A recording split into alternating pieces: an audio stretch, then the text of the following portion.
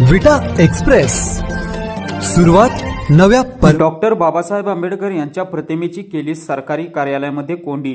नमस्कार, विटा express news मध्ये आपल्या सर्वांचं सहर्ष स्वागत। भारतरत्न डॉक्टर बाबासाहेब आंबेडकर यांनी लिहिलेल्या संविधानावरती हात देत चालत आहे, परंतु ज्या महापुरुषांनी संविधान लिहिले त्याच महापुरुषाच्या फोटोची सरकारी कार्यालयामध्येच केली जात आहे विटंबना।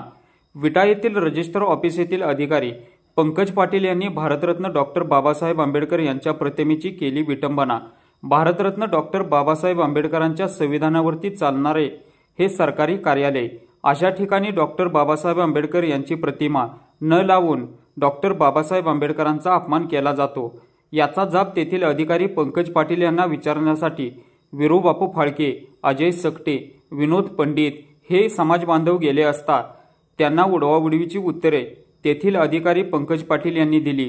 फोटोची काच फुटली आहे असे अधिकारी यांनी सांगितले, परंतु फोटो हा नंतर लावतो असेही सांगितले।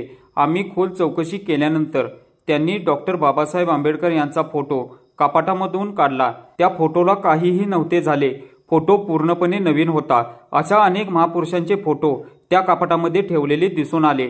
या सर्व महापुरुषांचे फोटो कपाटामध्ये टाकण्याचे नेमके कारण काय होते?